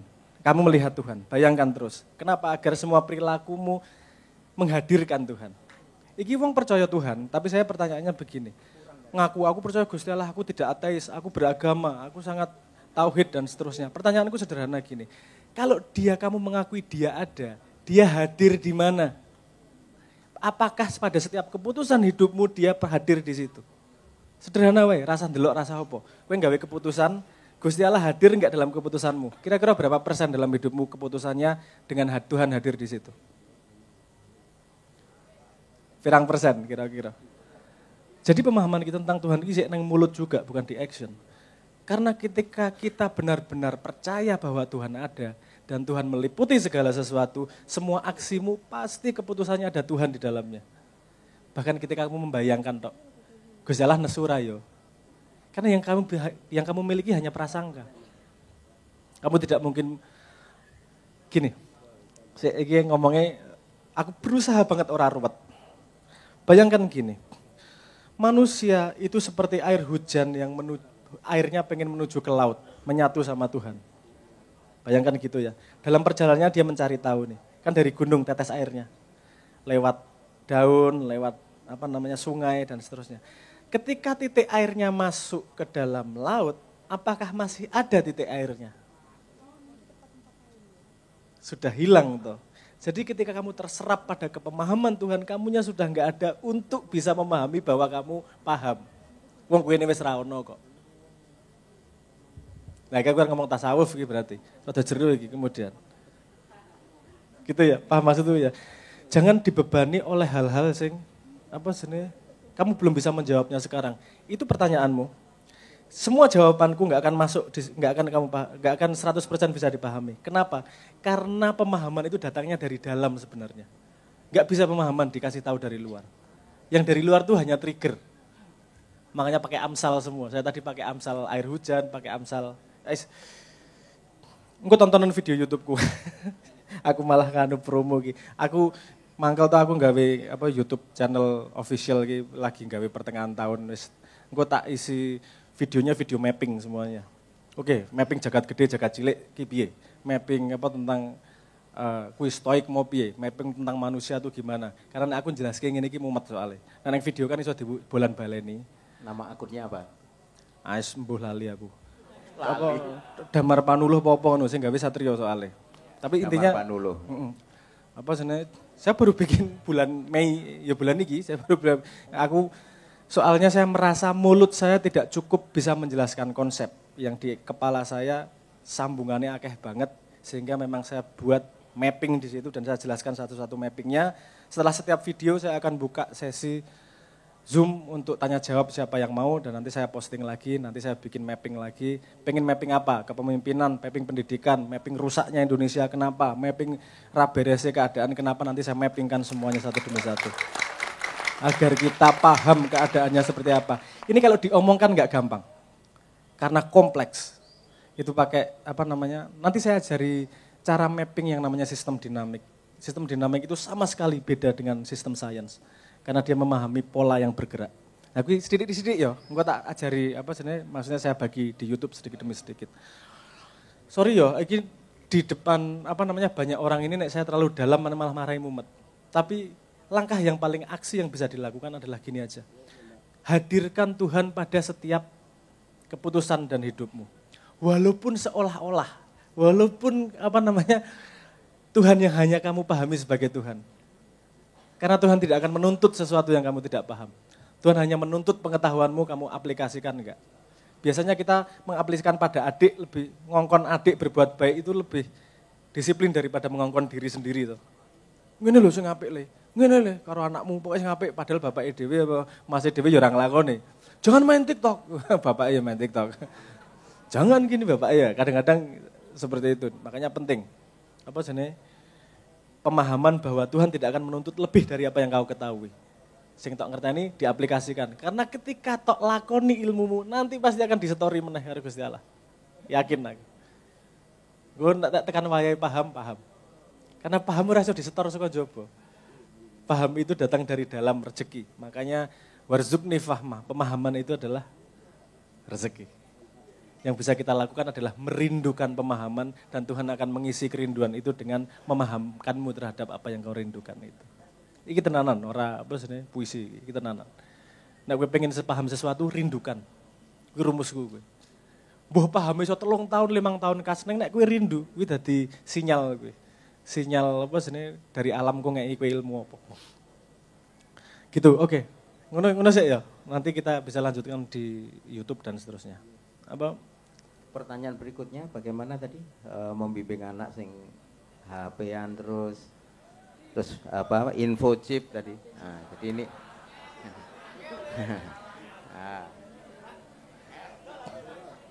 kalimat Kanjeng Nabi tentang pendidikan itu saya senang banget, menurutku sangat benar. Sing ra kuat ki wong tua, sing ra kuat ki wong Jawa biasane. Karena wong Jawa penuh kasih sayang. Kasih sayang itu kadang bermasalah. Karena dengan kasih sayang kamu tidak menyediakan pengalaman untuk anakmu. Jangan sampai jatuh, Dik. Jangan sampai menderita. Anakmu ra iso ngrasake bangkit, ra iso ngrasake lara kowe engko. Kalau katakan dengan Nabi, pemahaman saya gini, dari bayi sampai umur 7 tahun perlakukan anakmu sebagai kaisar, sebagai raja. Wis, arep ngopo wae, enggak masalah. Ini sambung sama dunia psikologi. Karena itu sedang tumbuh yang namanya otak. Jadi dia mau kemana aja, mau nyari apa aja, biarkan. Layani dia. Karena gini, anak pengen opo, itu yang merintah siapa? Yang merintah siapa? Wong kue naksir si A wae ra iso merintah. Ora ditompo si A, ganti B wae lah, ra iso. Itu ketertarikan terhadap sesuatu, itu akarnya jauh lebih dalam daripada otak. Otak bahkan jadi budak dari keingintahuanmu itu. Rasa di dalam itu. Rasa itu dari dirimu yang sejati, pengen memahamkan dirimu siapa dia. Tapi karena kue sik pekok, mangkakno kue dikon tertarik sesuatu untuk ambil ilmunya agar punya kacamata untuk memahami dirimu sendiri. Nah 0 sampai 7 tahun, dia tertarik apa eneng nih? Karena dia lagi butuh modal untuk fondasi memahami dirinya. Tapi ketika 7 sampai 12 tahunan, perlakukan dia sebagai tahanan. Tahanan peran. Keras, ngene-ngene, ora-ora, gasruk, wong tuane sing biasane ra kuat. Kuwi wong tua biasane ra kuat. Misalnya gini, ada yang namanya time out. Ngerti tidak time out? Jadi oke, kamu melakukan kesalahan, kamu berdiri di situ 10 menit. Ketika kamu nyuruh pertama, pasti anaknya keluar dari kotak itu. Kamu angkat dia, balikin ke situ lagi. Dia pasti keluar, angkatin lagi, balikin lagi. Itu bisa sampai 2 jam, bisa sampai 3 jam. Sampai dia paham bahwa aku nggak ada gunanya keluar dari sini, karena dimasukin lagi. Ya wis lah, patuh lah. Nah itu wong tua sing biasanya ra kuat. Orang tua biasanya kemudian pakai kalimat. Jangan lupa, kalimat itu hanya efektif ketika orangnya sudah dewasa dan paham bahasa. Anak itu pahamnya pakai pengalaman. Anak belajar jalan itu ada tutorialnya enggak sama orang tuanya? Dek, kaki kanan dulu, kaki kiri, pantatnya diangkat, kemudian baru badan dan kepalanya. Ora, dek belajar dewe gasruk. Karena belum ada paham bahasa. Bahasa itu level yang lebih tinggi dari belajar. Level yang paling rendah dari belajar adalah memberi dia pengalaman sesuai dengan apa yang kamu inginkan. Dan dia melihat pengalaman orang tuanya. Lihat, si anak biasanya takut pada yang orang tuanya takut. Seneng yang orang tuanya seneng. Di sini yang pecinta Liverpool siapa? Ada ya? Anakmu mesti keseret, kebanyakan keseret cinta Liverpool walaupun nasibnya seperti ini. Wah. Kenapa? Karena dia lihat orang tuanya, maka penting orang tua untuk menjadi contoh. Nah, orang tua ngomong tanpa melakukan, anaknya nggak akan dengar omongannya, yang dilihat adalah perilakunya. Perilaku itu masuk bawah sadar, omongan itu masuk atas sadar. Tak kasih fakta penelitian. Dalam 1 detik atas sadar hanya bisa memproses 50 bit. Bawah sadar bisa memproses 11 juta bit. Bedone. 50 sama 11 juta. Makanya kamu menjadi aksi yang benar untuk dicontoh anakmu lewat 11 juta bit adalah dengan memberi contoh yang terbaik. Kowe nek kowe ngajari wong misalnya gini ana kalimat sampaikan walau satu ayat. Kowe bayangke mesti sampaikan ki cangkem. Sampaikan dengan perilakumu gitu. Itu yang jauh lebih berat. Ayat wae konsisten sak umur uripmu. Nah itu yang cangkem ki murah. Tapi nek awak kuwi lebih berat. Wirid dengan mulut bisa mudah. Wirid dengan tanganmu itu bekerja berkeringat. Wirid dengan kakimu bekerja berkeringat. Wirid dengan akalmu dan akhlakmu bekerja berkeringat dengan jujur. Kowe nek kowe nglakoni kowe ora jangan menuntut kepada anakmu untuk bisa lebih baik. Gitu ya. Dimulai dari diri. Piye apa sebenarnya memperlakukan anak? Ya. Pertama, kecil jadi kaisar, 11 setelah sampai 12 tahun jadi tahanan, setelah itu jadi teman. Ayo diskusi. Karena dia sudah mulai punya frame cara berpikir. Yang dia butuhkan berikutnya adalah kemampuan untuk membongkar yang dia kumpulkan ketika kecil. Man arafa nafsahu faqad arafa rabbahu. Siapa yang mengenal dirinya, dia mengenal Tuhannya. Mengenal dirinya gimana? Salah satunya yang dia kumpulkan ketika kecil tanpa sadar. Dia nyontoh orang tuanya tanpa sadar loh. Kowe nek cewek nggo tangan kiwa apa nggo tangan tengen? Tangan kiwa ya mesti ya. Tak takon ki. Ini ada dua mazhab berbeda yang tidak kenal satu mazhab satu dengan mazhab yang lain. Tangan kiwane neng ngarep apa neng buri pas kowe ndodok?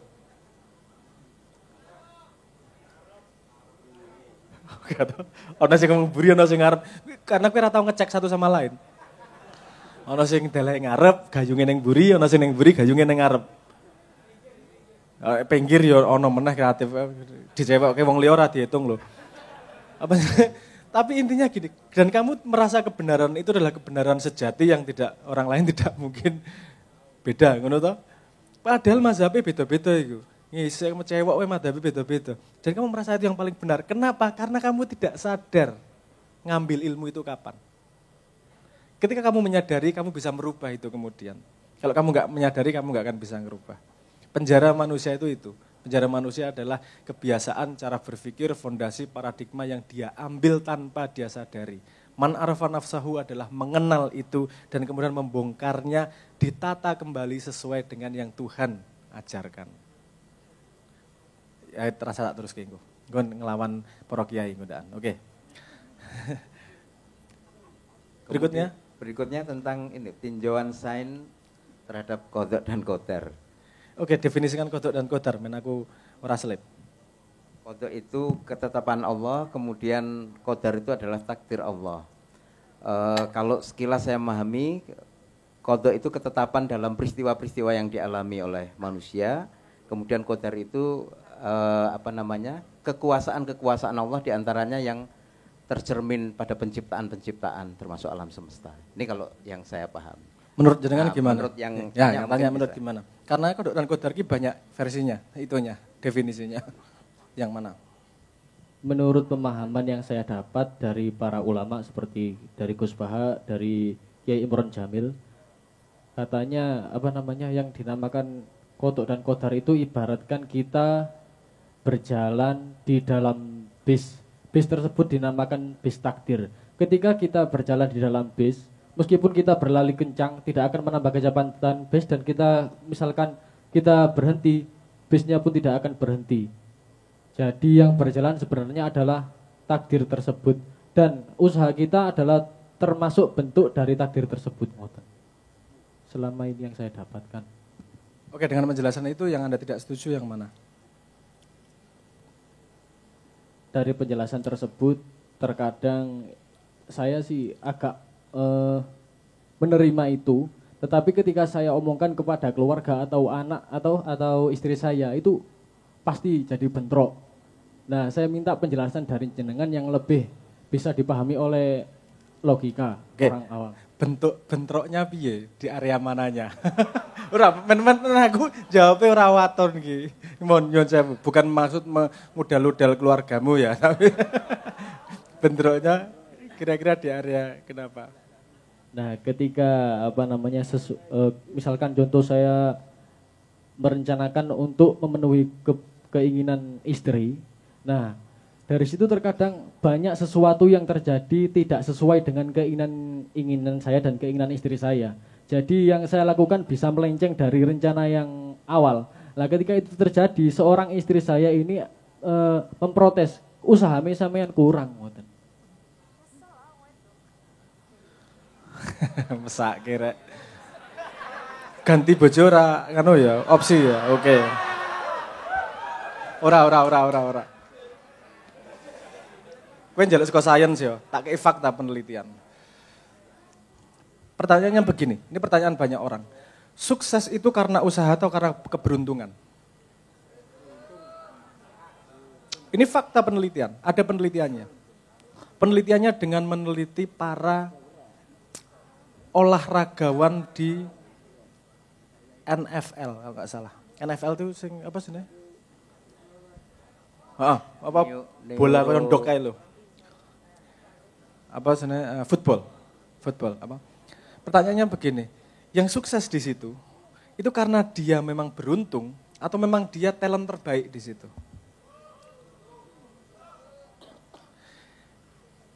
Penelitiannya gini ternyata, dari data itu kelihatan yang lahir Januari itu sekitar 30%. Yang sekitar lahir bulan Maret April itu sekitar 30%. Kalau nggak salah ya, pokoknya di bulan tertentu 30%. Nggak mungkin ini. Kok ada banyak yang lahir di bulan ini dan bulan lain lebih sedikit. Ternyata gini faktanya, untuk kamu bisa jadi atlet kamu harus daftar. Pendaftaran dibuka pada bulan tertentu. Jadi ketika umurnya lebih gede, badannya kelihatan lebih besar dan dia lebih berbakat kelihatannya. Padahal umurnya beda setahun sama yang lain.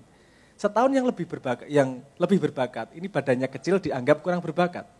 Jadi yang diambil sebenarnya urusan umur lebih daripada urusan talent. Dan karena dia dianggap berbakat, banyak sumber daya diberikan kepada dia, sehingga dia jadi tambah bagus. Kamu riset, ada archetype problem namanya successful of the success. Jadi orang yang dianggap sukses itu kemudian diberi sumber daya lebih sehingga dia menjadi lebih sukses. Padahal talentnya bisa kalah sama si B. Tapi karena si A dipercaya sukses, dia dikasih pelatihan, dikasih fasilitas sehingga dia jadi lebih sukses. Artinya bukan hanya talentnya, tapi keberuntungan dia lahir kapan kan gitu. Nah faktanya mengatakan bahwa gini,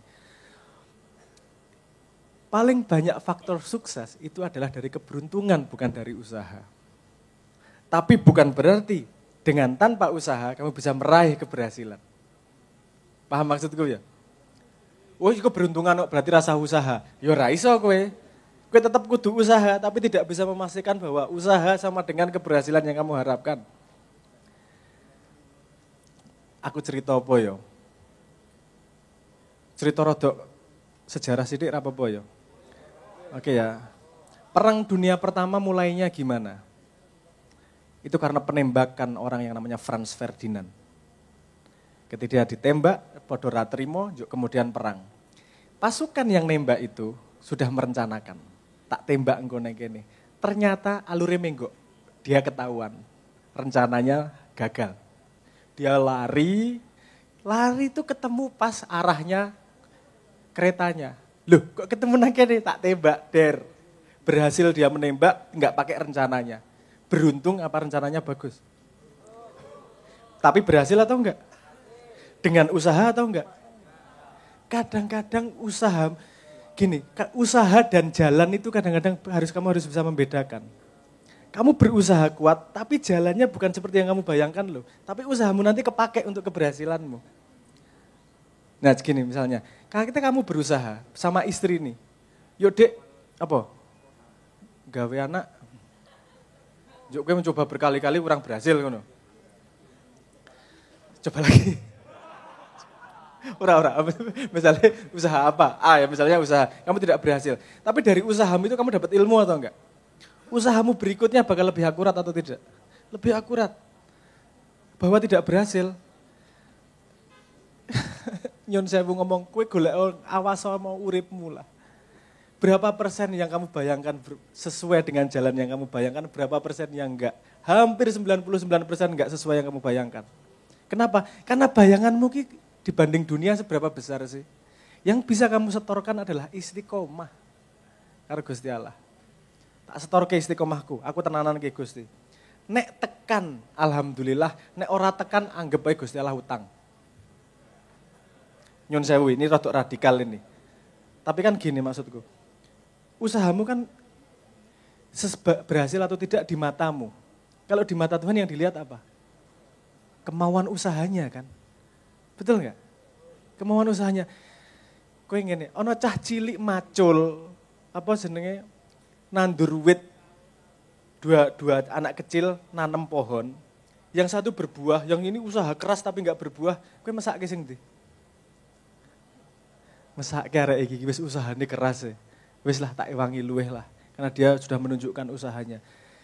Dalam hidup kita sama sekali tidak punya, ini ngomong kasar ya, sama sekali kita tidak bisa memastikan kesuksesan. Yang bisa kita pastikan adalah kita istiqomah setor keringat, setor usaha, setor istiqomah. Bahwa itu berhasil sesuai harapan kita, belum tentu. Siapa tahu bisa dikasih yang lebih baik. Siapa tahu bisa dikasih yang lebih baik. Kadang-kadang kalau kita terlalu mikir yang kita harapkan, gak bisa lihat yang lebih baik. Paham maksud saya? Ini kan cerita goblok, rodo saru. Itu loh, karena otaknya gak bisa terbuka. Jadi ada ini cerita pokok tentara Amerika ketika di padang pasir udah setahun saking lamanya itu wes ra kuat ngomong karo komandan saya butuh berbuat ini komandan, udah nggak kuat ini komandan.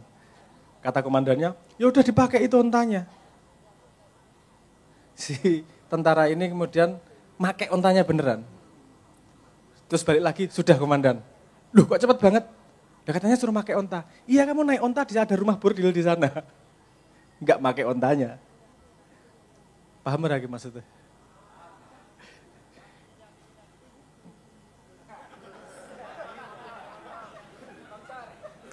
Pas iki mau, aku cerita guyon rano sing guyu yang dingin anyep rek ajingan. Loh, keberuntungan iki. Pas momentumnya. Yang dingin tak ewangi, Pak. Ono dodolan dingin kan yang kiwa. Gitu ya Mas ya. Maksudnya tentu dengan istri tidak mudah memahamkan.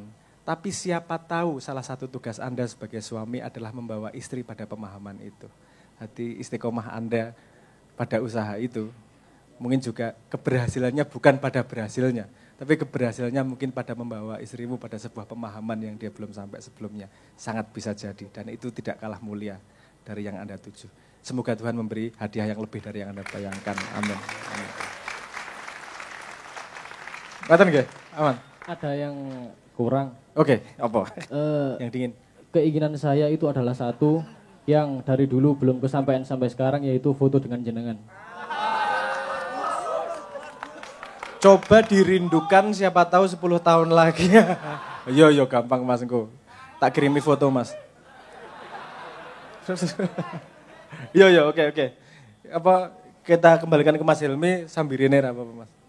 Lungguh kene lho, mumpung Gus Irsat urung bali. Yo. Satset. Wes, moga-moga. Oke, terima kasih Mas Abrang atas jawaban-jawaban yang diberikan kepada teman-teman yang sudah menyampaikan pertanyaan.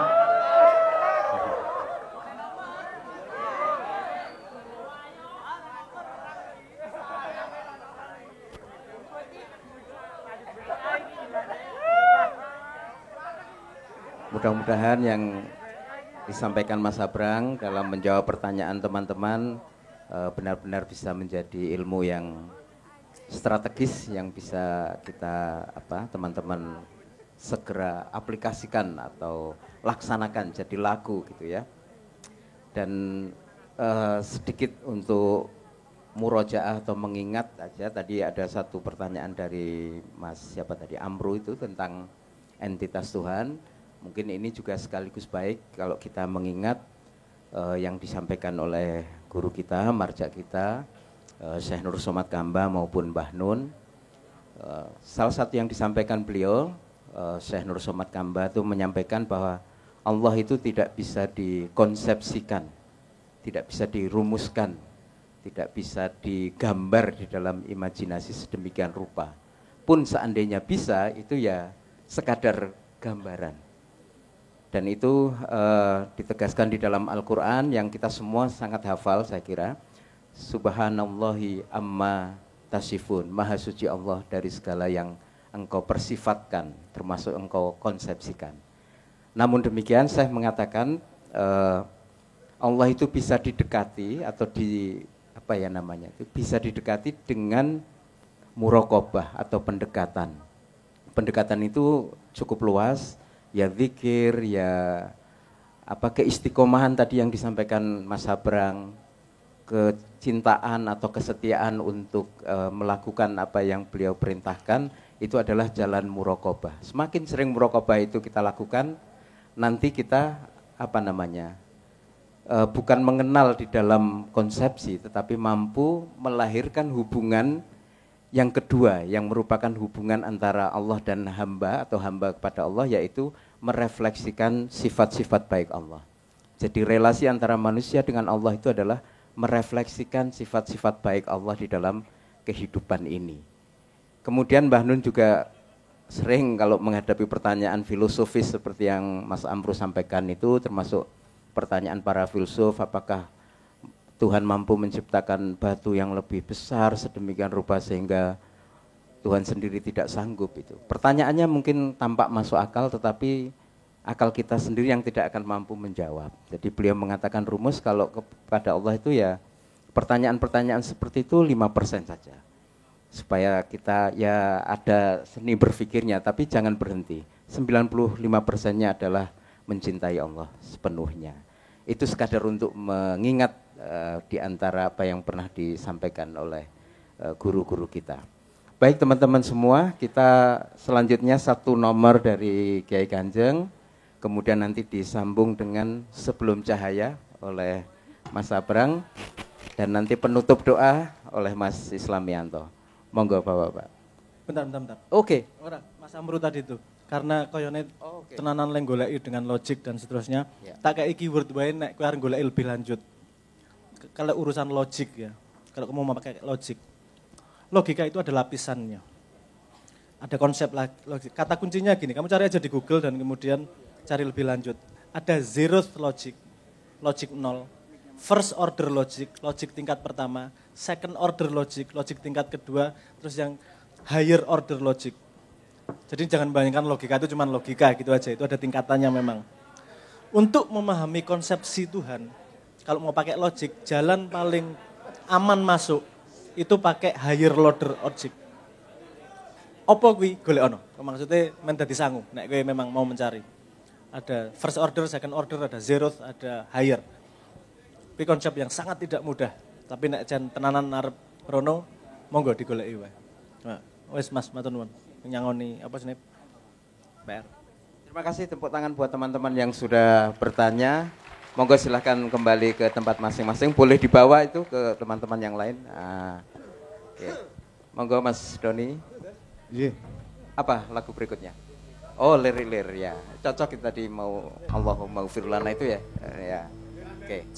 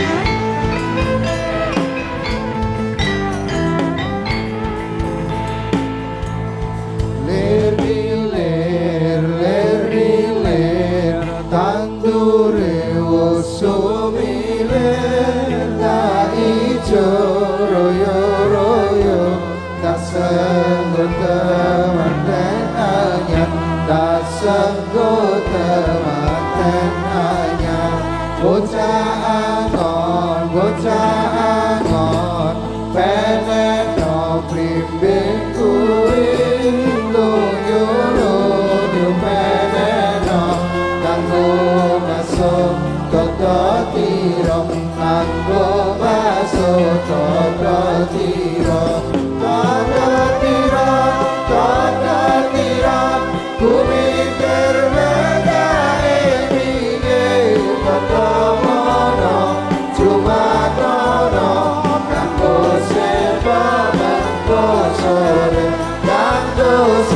teko mengko sore mumpung padang rembulane mumpung jembar kalangane yo surah surai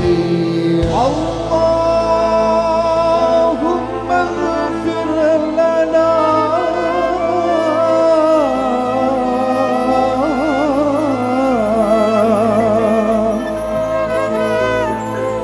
اللهم اغفر لنا يا غفر يا غفار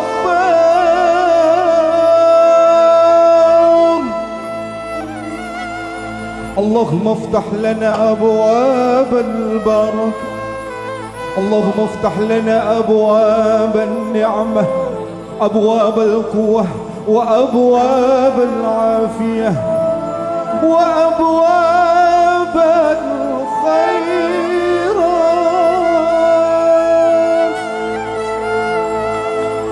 اللهم اغفر لنا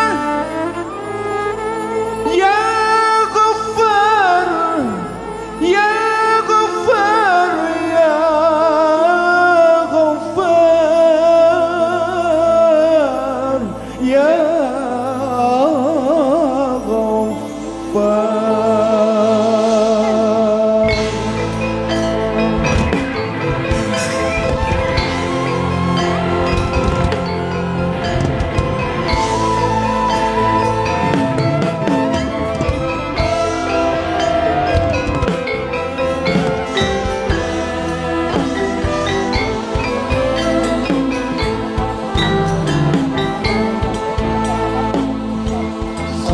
Salatullah salamullah ala toha rasulillah Salatullah salamullah ala yasin habibillah ala yasin habibillah tawassalna bismillah wa bil hadi rasulillah wa kulli mujahidin lillah bi alil badri ya Allah bi alil badri ya Allah ilahi salli bil umma min al afati wa niqma wa min hammi wa min ghuma bi ahlil badri ya Allah bi ahlil badri ya Allah ler tandure wasumile bahi royo royo kasegote manderanya kasegote manderanya bocah angon pengen kopi kuwi luturu yo pengen kanggo baso jaga tiro kanggo baso jaga tiro Kadang-kadang kuwi terwena pinggir katamono cuma kono tanpa sepaman kosor tanpa sepaman kosor rombong padang rengkulane rombong jembar kalangane yo surah suraiya Salatullah salamullah ala toha rasulillah Salatullah salamullah ala toha rasulillah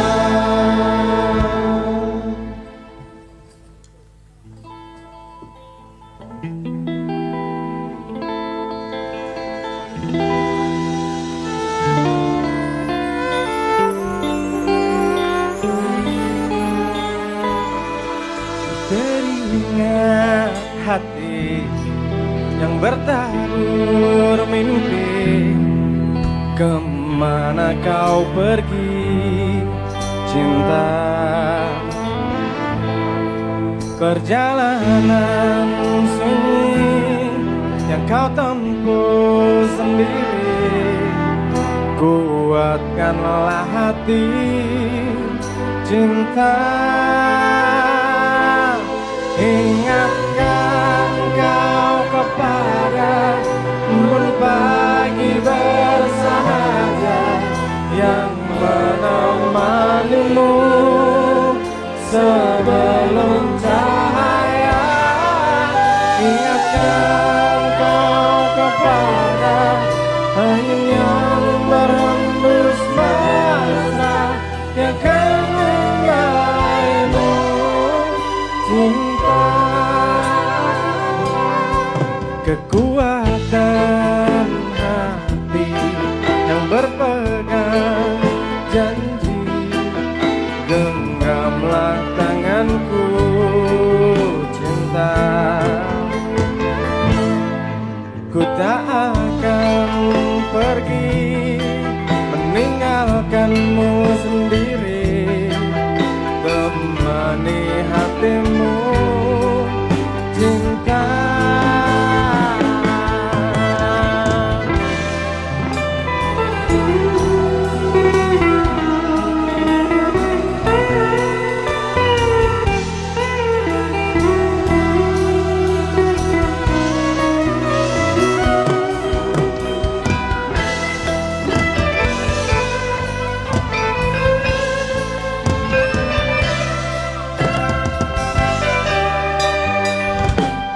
Ingatkan kau kepada embun pagi bersahaja yang menemanimu sebelum cahaya. Ingatkan kau kepada angin yang berhembus mesra yang akan membawaimu cinta. Ku teringat hati yang bertabur mimpi, kemana kau pergi cinta. Perjalanan sunyi yang kau tempuh sendiri, kuatkanlah hati cinta.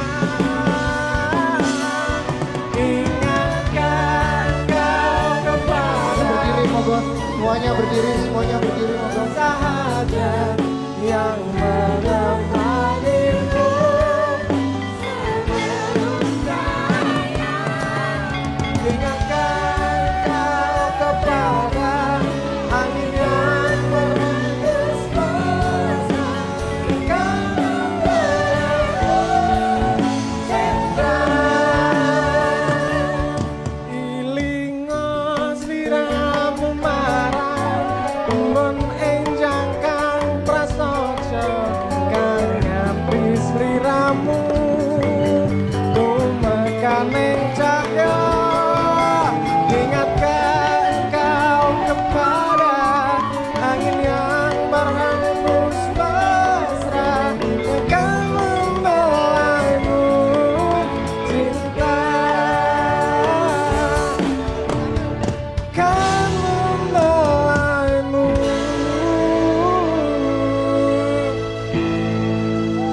cinta.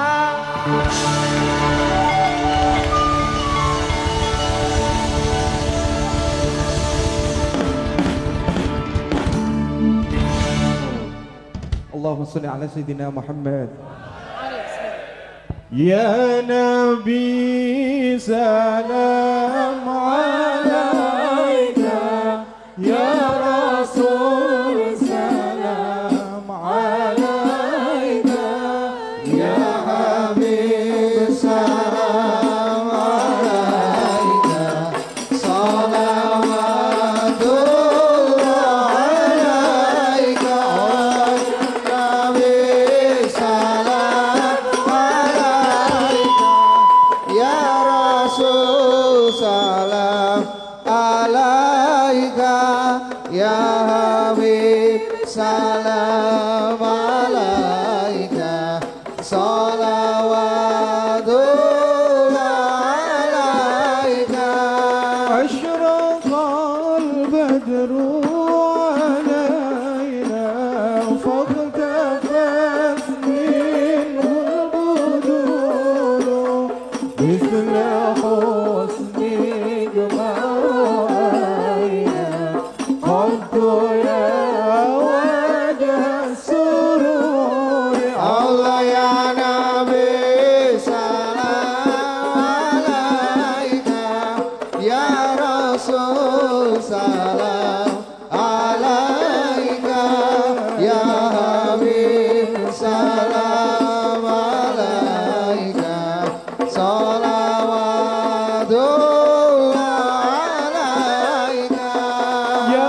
habibi ya Muhammad ya arusal khafiqaini ya muayyad ya mumajjad ya imam al-qiblataini Allah ya Nabi salam alaika ya Rasul salam alaika ya Habib salam alaika salawatullah alaika. Minta Al-Fatihah sekali untuk Simbah, mudah-mudahan segera disembuhkan Allah Subhanahu wa taala. La hadini wa ala kulli niyatin salihah. Al-Fatihah. A'udzu billahi minasyaitonir rajim. Bismillahirrahmanirrahim. Alhamdulillahi rabbil alamin arrahmanir rahim maliki yaumiddin. Iyyaka na'budu wa iyyaka nasta'in ihdinas siratal mustaqim siratal ladzina an'amta 'alaihim ghairil maghdubi 'alaihim waladdallin. Amin. Bismillahirrahmanirrahim. Allahumma salli wa sallim wa barik ala habibika wa habibina syafi'ina maulana Muhammadin. Alhamdulillahi rabbil alamin. Ya mufattihal abwab, ya musabbibal asbab, ya muqallibal qulub wal absar, ya mudabbiral laili wan nahari, ya muhammilal hali wal ahwali. Ahsanil ahwali ya Allah. Allahumma salli wa sallim wa barik ala sayyidina Muhammadin salatan tuwassi'u biha 'alana al-arzaq wa tuhassinu biha lana al-akhlaq wa ala alihi wa ashabihi wa sallam. Allahumma salli wa sallim ala sayyidina Muhammadin. Allahumma aftah lana abwabal barakah, Allahumma aftah lana abwaban ni'mah, abwabal quwwah wa abwabal afiyah wa abwabal afiyah wa abwabal afiyah wa abwabal khairat. Allahumma ighfir lana ya ghaffar ya ghaffar ya ghaffar. Rabbana atina fid dunya hasanah wa fil akhirati hasanah wa qina adzabannar wa adkhilnal jannata mal abrar ya azizu ya ghaffar ya dzal jalali wal ikram. Bi fadlika subhanaka rabbika rabbil izzati amma yasifun wa salamun alal mursalin walhamdulillahi rabbil alamin.